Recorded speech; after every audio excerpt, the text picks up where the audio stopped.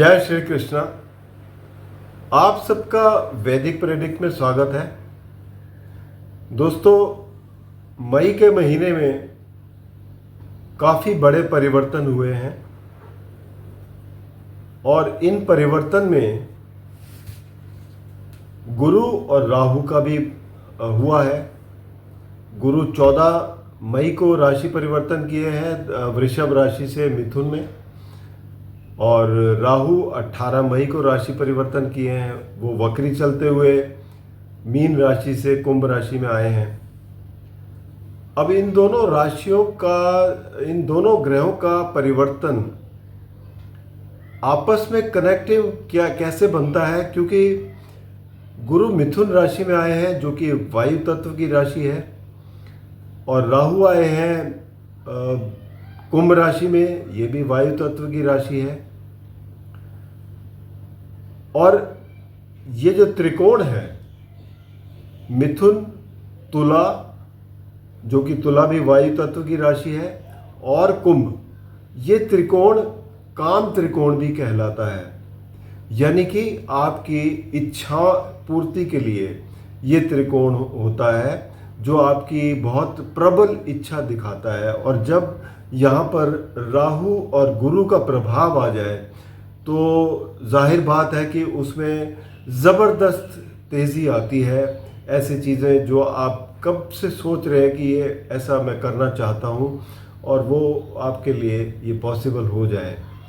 तो ये त्रिकोण में आने से, क्योंकि एक तो इसलिए भी फ़र्क पड़ता है कि गुरु जो है की दृष्टि रहती है पंचम और नवम भाव पर, और ये पंचम भाव में तुला राशि पड़ती है और नवम भाव कुंभ राशि पड़ती है। वैसे बहुत लोग राहु की भी दृष्टि मांगते हैं, 5वीं और 9वीं, लेकिन कंट्रोवर्शियल है वो।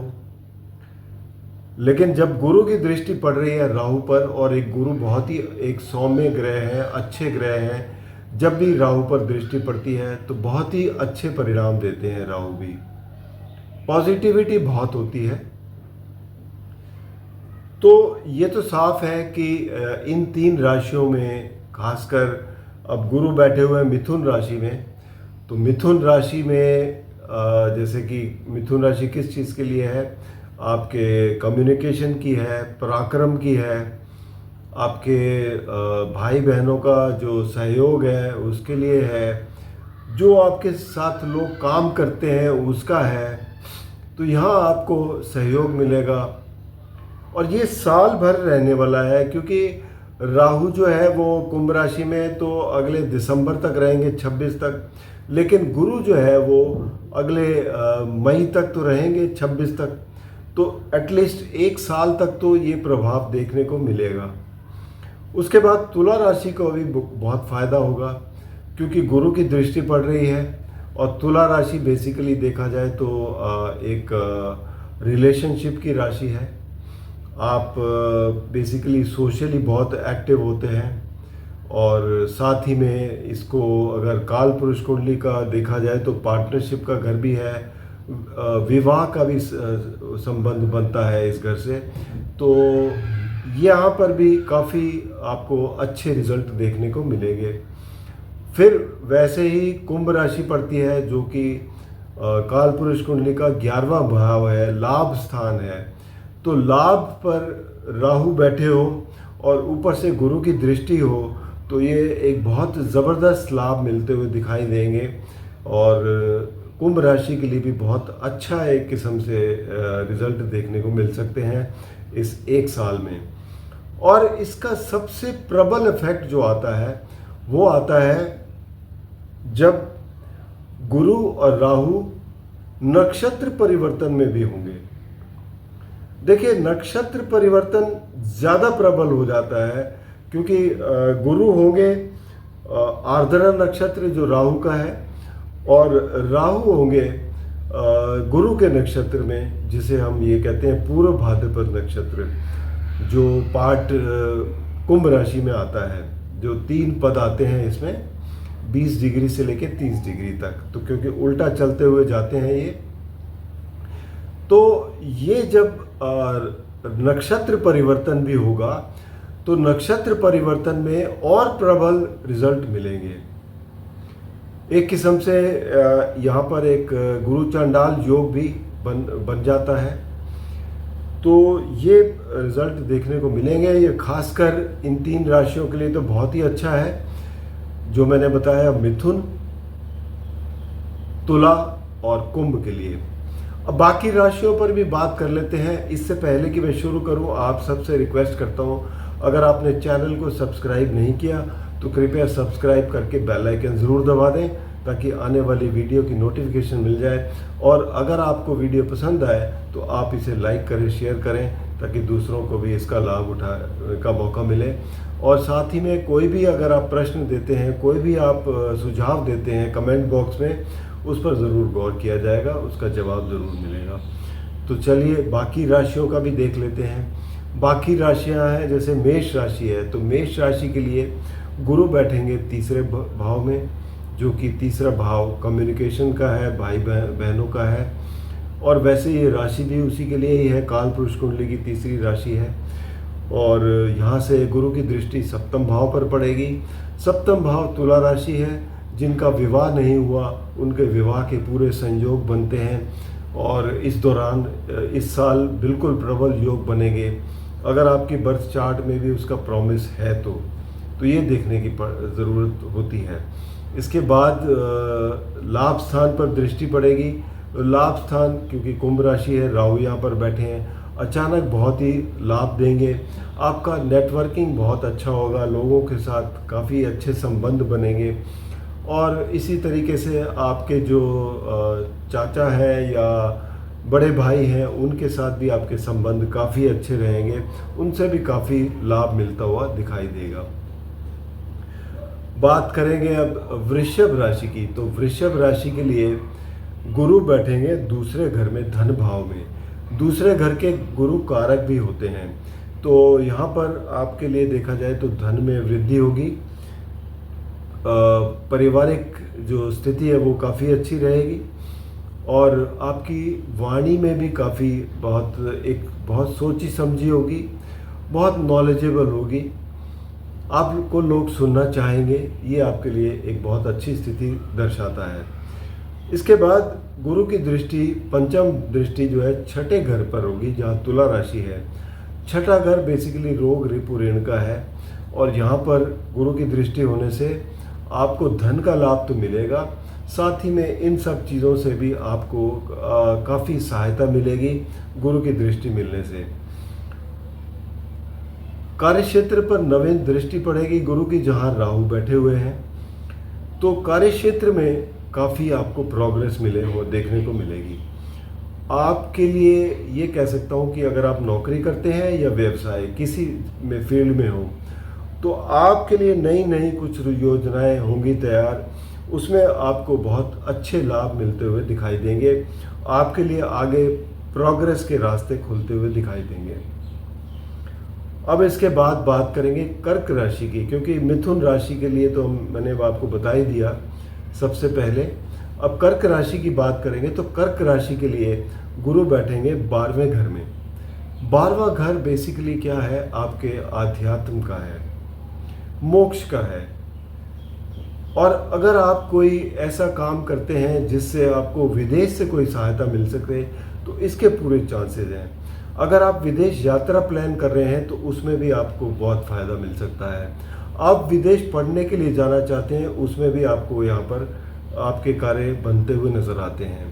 साथ में जो 12वां घर है वो छुपे हुए शत्रुओं का भी है, तो उनसे थोड़ा सावधान भी रहना है। यहाँ से गुरु की दृष्टि चौथे घर पर पड़ती है। चौथा घर आपका सुख स्थान में है, सुख में वृद्धि होती हुई दिखाई देगी। आपके मदर से अच्छे संबंध रहेंगे, उनको सुख प्राप्त होगा। बच्चे जो स्कूल पढ़ते हैं वो बहुत अच्छा कर पाएंगे, प्रॉपर्टी से लाभ होगा, वाहन से लाभ होगा। इसी तरीके से 8वें घर पर दृष्टि पड़ेगी, नवम दृष्टि, जहाँ राहु बैठे हुए हैं। अब यहाँ पर 8वां घर में बेसिकली क्या है, ऑकल्ट का भी है। जैसे अगर आप एस्ट्रोलॉजी वगैरह में है, एस्ट्रोलॉजर हैं, तो यहाँ पर आपकी जो गूढ़ उसकी जो पहचान है, जो आप डीप स्टडी करते हैं, उसमें आपको बहुत अच्छा फ़ायदा मिलेगा। साथ ही में कोई एंसेस्ट्रल प्रॉपर्टी का मामला चल रहा है तो उसमें लाभ मिल सकता है। अचानक कुछ ऐसे चीज़ें हैं जो आपको लाभ दे सकती हैं। तो ये इस तरीके के आपको रिजल्ट मिलते हुए दिखाई देंगे। अब अगली राशि आती है सिंह राशि। सिंह राशि के लिए गुरु बैठेंगे एकादश भाव में। एकादश भाव लाभ स्थान है और यहाँ पर आप नई नई कुछ योजनाएं बना सकते हैं, नई चीज़ें ऐड कर सकते हैं और साथ ही में आपके नेटवर्किंग भी बढ़ेगी। यहाँ से गुरु की दृष्टि तीसरे घर पर रहेगी जो कि आपका तुला राशि है। सिंह राशि वालों के लिए तीसरा घर पड़ेगा, पराक्रम का स्थान है, भाई बहनों का स्थान है। तो यहाँ पर आपको पराक्रम जो है, बड़े सॉफ्ट स्किल से आप आगे बढ़ेंगे। भाई बहनों से सहयोग मिलेगा, जो आपके साथ काम करते हैं उनसे सहयोग मिलेगा। और नवम दृष्टि सप्तम भाव पर पड़ेगी। सप्तम भाव जहाँ पर राहु बैठे हुए हैं, पार्टनरशिप में आप आगे बढ़ते हुए नजर आएंगे। बाहर के लोगों से जो कॉन्ट्रैक्ट आपको अच्छे मिल सकते हैं, लंबी यात्राएं वो सक्सेसफुल रहेंगी। पति पत्नी के रिश्ते भी अच्छे रहेंगे। जिनका विवाह नहीं हुआ वो प्रपोजल अगर आपका आता है तो उसमें कामयाबी पाएंगे आप, विवाह हो सकता है। इसके बाद कन्या राशि की बात करेंगे तो कन्या राशि के लिए गुरु का गोचर होगा दशम भाव में। दशम भाव आपका कार्यस्थल है। कार्यस्थल में आपकी स्थिति बहुत अच्छी रहेगी। आपकी बेसिकली जो काम करने की विधि है, जो आप काम जिस तरीके से करते हैं, लोग उसकी प्रशंसा करेंगे, जिससे आपको फ़ायदा मिलेगा कार्यक्षेत्र पर। यहाँ से पंचम दृष्टि पड़ेगी तुला राशि यानी कि आपके धन भाव पर। तो धन भाव में धन में वृद्धि होगी, पारिवारिक स्थिति अच्छी रहेगी। इसके बाद नवम दृष्टि जो है वो पड़ेगी आपके छठे घर पर। छठा घर रोग रिपु इनका है, साथ में सेवा का भी है, आप सेवा भी करेंगे। आप नौकरी करते हैं, यहाँ पर आप बहुत अच्छा कर पाएंगे। और आपके जो बाकी परेशानियाँ हैं, रोग है, ऋण है, इन सब से आपको छुटकारा मिलेगा, थोड़ा रिलीफ मिलेगा। राहु वैसे भी यहाँ पर जब बैठे होते हैं तो राहु एक किस्म से शत्रु हंतक होते हैं यहाँ पर, जो आपको दुश्मनों पर विजय दिलाते हैं। तो यहाँ पर स्थिति आपके लिए काफ़ी अच्छी हो जाएगी। अब अगली राशि जो है, तुला राशि की तो मैं बात कर ही चुका हूँ आपको। अगली राशि वृश्चिक राशि है। वृश्चिक राशि के लिए गुरु जो है वो बैठेंगे आठवें घर में। अब आठवें घर में गुरु की दृष्टि थोड़ा सा कमज़ोर होती है, यहाँ पर स्थिति बहुत कमज़ोर होगी, क्योंकि एक तो आठवां घर गुरु मित्र राशि में नहीं है और दूसरा आठवां घर, तो कहीं ना कहीं आपको कुछ पास से रिलेटेड कुछ चीज़ों का सामना करना पड़ेगा। उसमें परेशानियां आ सकती हैं, कई रुकावटें आ सकती हैं, तो इस चीज़ को आपको ज़रूर देखना पड़ेगा। और क्योंकि वृश्चिक राशि के लिए गुरु जो है धन भाव के स्वामी हैं, धन भाव पर दृष्टि रहेगी, तो धन को आप आएगा तो सही, जो बचा के रखने की ज़रूरत है उस पर थोड़ा सा आपको ध्यान देना पड़ेगा। पारिवारिक स्थिति अच्छी रहेगी। इसके बाद गुरु की दृष्टि जो है वो रहती है, देखा जाए तो 12वें घर में, जो कि तुला राशि है। 12वां घर बेसिकली विदेश भी है, मोक्ष का भी है, आध्यात्म का भी है, तो इन सब चीज़ों से आपको फ़ायदा मिलता हुआ दिखाई देगा। और चौथे घर पर दृष्टि पड़ेगी जो सुख स्थान में, तो सुख में वृद्धि मिलेगी, माता का सुख मिलेगा। तो ये स्थिति बनेगी आपके लिए, वृश्चिक राशि वालों के लिए। अब बात करेंगे धनु राशि की। धनु राशि के लिए गुरु का गोचर सप्तम भाव में होगा ये, और सप्तम भाव से आपकी राशि को देखेंगे तो यहाँ पर मजबूती देंगे।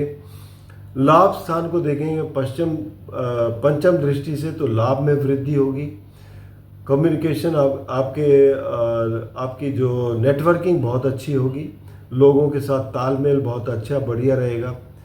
और तीसरे घर पर दृष्टि होगी गुरु की, जो आपका सॉफ्ट स्किल है उसमें काफ़ी आप आगे बढ़कर काम करेंगे और भाई बहनों से आपको सहयोग मिलेगा।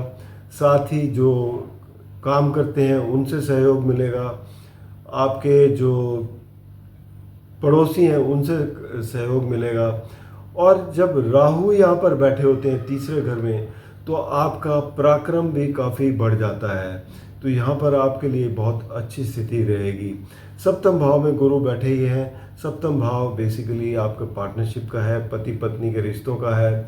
बाहर से जितने भी आपके कॉन्ट्रैक्ट होते हैं या जो बिज़नेस से रिलेटेड यात्राएं हैं, उनमें आपको सफलता प्राप्त होगी।